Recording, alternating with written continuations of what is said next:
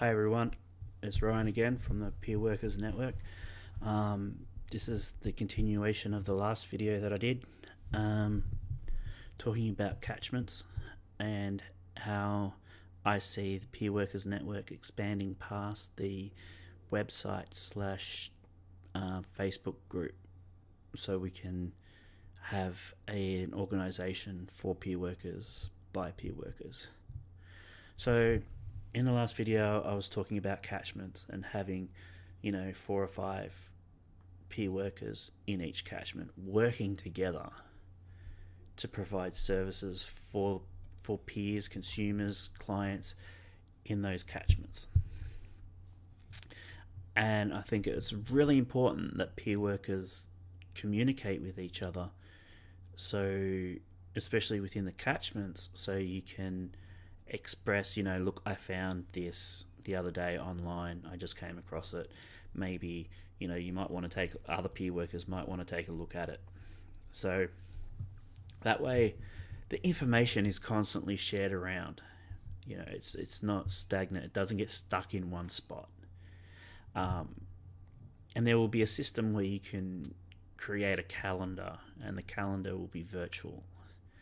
And on that calendar, you can input dates and events and all these other type of things, and reminders and all these other type of things through your smartphone. But that we'll go into that later. So I guess people are going, but what's the aim of the organization? The aim is to cut down on, I'm going to call them clients, just to be make it easier for me to sort of get the ideas out. So the idea is to have a support mechanism and an organization that supports clients out in the community to prevent them from going to hospital. That would be our main goal. I want to have it so there's, like I said in the other video, a one-on-one, a group each week for the consumer. So, and then the group will be a mix-up of the all the peer workers. So they might actually have two groups. So say one on a Monday, one on a Friday, one with one lot of consumers, one with another lot of consumers, and clients. See, mixed up already. Clients, and then we go on from there. And then you go, but Ryan, well, what about the hours? What hours are the peer workers meant to be working? And this is where I think we need to be extremely dynamic in how we approach peer work. We all know peer workers have a lived experience, so their day-to-day living isn't the same as a normal person. You might have one day where you're really good, you're happy, the next day you just can't get out of bed.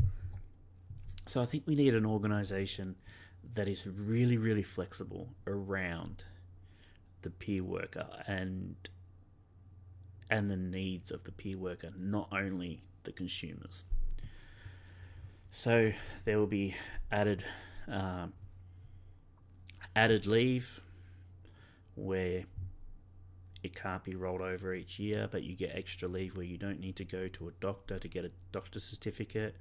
But if you're taking 2 days off in a row, that gives you an opportunity to go to the doctor. I feel that a peer worker has something that a normal person can't have. And by normal, I mean somebody without a lived experience. A lived experience to me is the essence of the peer role. So we need to be paid accordingly. And that's where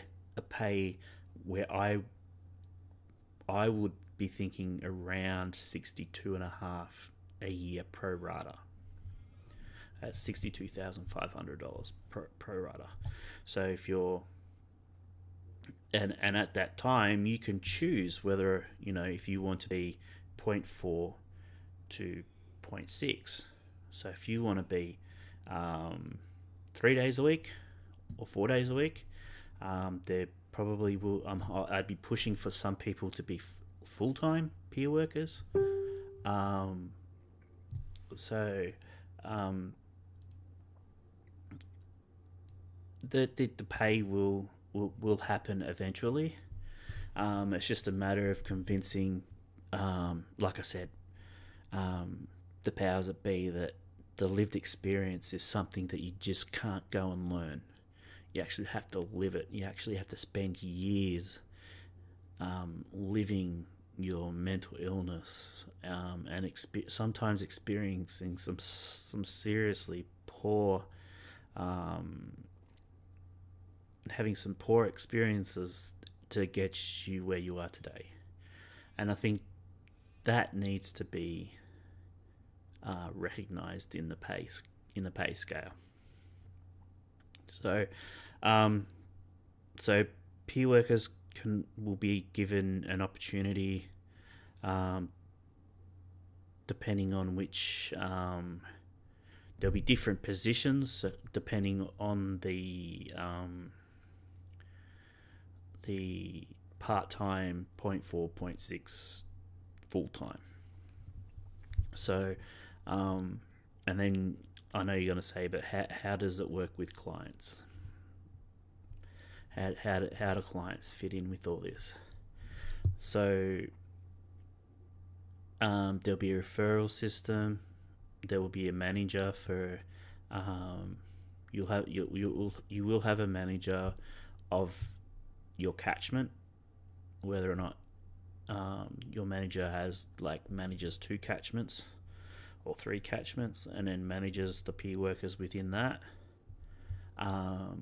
They will sit down with the peer worker in mind. Like the manager will sit there and go, well, yeah, maybe I think that this peer worker's the person who should be, who should take this person on board. And then the manager will sit down with the peer worker and say, well, we think you're good for this consumer or this client, and what do you think? And then the peer worker will be given the opportunity to say yes or no. But you need to give a reason why you would say no. Because you might know them. I mean, you're working within the area that you live, so you might know them. That might be something we don't know. So, and then it's a sit down with the client. We go through the expectations of the client and all this type of stuff, and the expectations of the peer worker. And then the peer worker will work with that client, and out in the community, because there won't be there will be a head office, but peer workers won't be stuck in an office, if you get my drift. You'll work out in the community. You'll use a smartphone to log your case notes and all this sort of thing, an encrypted application, but I'll get into that later. So you'll be purely out in the community.